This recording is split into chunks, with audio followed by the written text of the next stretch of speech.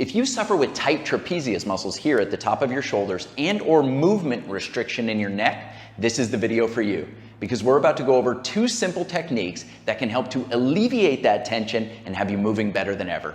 Let's get into this.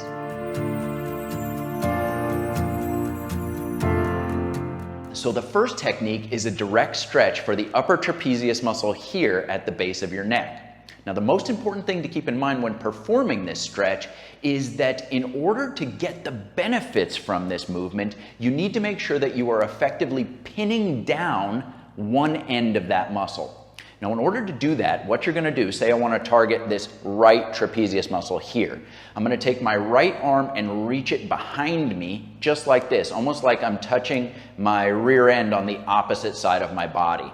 And then I'm going to bring my left arm down, grab my wrist, and pull all the slack out of that shoulder. So you can see that shoulder just drop down like that. So once that right shoulder is anchored, one end of the trapezius is now locked down, and I can reach my head in the opposite direction, and I'm going to feel a lot of tension build up right in the belly of that muscle. Now, the other thing that you have at your disposal when performing this stretch is to lean the head slightly forward and see if that increases the stretch that you feel, or you can even lean the head very slightly backward and see if that increases the stretch that you feel. So when I go backward, I start to involve some of the scalene muscles here at the deep portion of the front of the neck, and that really gives me the best stretch. So that's how I perform my upper trapezius stretch. You're gonna hold that stretch for 45 to 60 seconds, then switch over to the opposite side and repeat. Now I want to share with you a dirty little secret about chronic tension in the muscles here at the base of the neck. And that is that for most people, stretching alone will never fully get rid of this problem. And the reason for this is simple, especially when you look at the literature.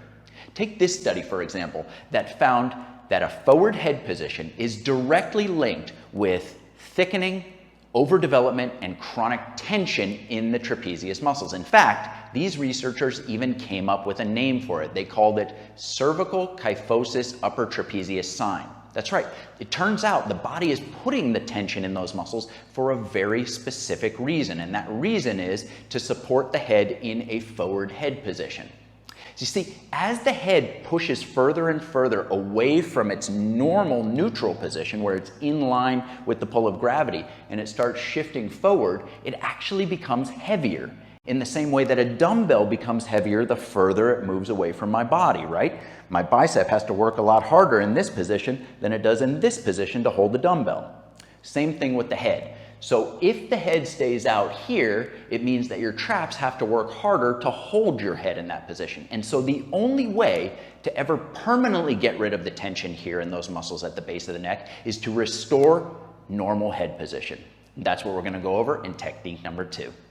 The second technique is an isometric exercise designed to activate and build up the muscles that are responsible for maintaining normal head position. The exercise that we're going to be using here is a chin tuck with a twist. Chin tuck is a fantastic movement. It targets 2 main muscle groups, the cervical extensors that are responsible for pulling your head backward, and the deep neck flexors underneath here. Those muscles are responsible for pulling your chin downward. Targets both of those muscle groups at the exact same time, and it requires 0 equipment. Now, to perform the chin tuck, what you're going to do is stand straight and tall. You're then going to try to pull the back of your head to the wall behind you, while at the same time drawing your chin inward as hard as you comfortably can, almost trying to touch your chin to your Adam's apple. So you're going to draw in and back, just like that. Get those muscles as short and as tight as you can. Now, the twist portion of this exercise is what you do with your hands. So you're going to take your fingertips and you're going to place them at the base of your spine, right where they meet the trapezius muscles, and you're going to place the tips of your fingers right on what are called the spinous processes. So those are the bony bumps that you can feel pressing out through the center portion of your spine. You can see this one here probably poking out pretty easily. So you're going to put your fingertips there at the base of your spine. You're going to angle your forearms about 15 degrees down angle, and you're going to pull in that direction while performing the chin tuck. So my arms are pulling here, with my fingertips locked in on the base of my neck. I'm creating counter pressure, so I'm actually pulling the curve into my neck, the normal curve into the neck, while performing that intense chin tuck. Now you're gonna hold that muscular activation for 10 to 20 seconds consistently. You'll then take a 10 to 20 second break and repeat 2 more times for 3 total rounds of muscular effort. So what I'd love for you guys to do is to put these 2 techniques into daily practice for the next 3 to 4 weeks, and then report back to me in the comment section down below and let me know what's happening with the tension in your trapezius muscles and if you notice a difference in your ability to move your neck with ease. Because I suspect you're gonna be moving much, much better in just 3 weeks' time. I want to thank you guys so much for watching. If you want to know more about permanent posture correction and eliminating stiffness in those muscles in the neck, in the upper back and shoulders, check out this video here where I talk all about active traction. That's all for this week. See you next time.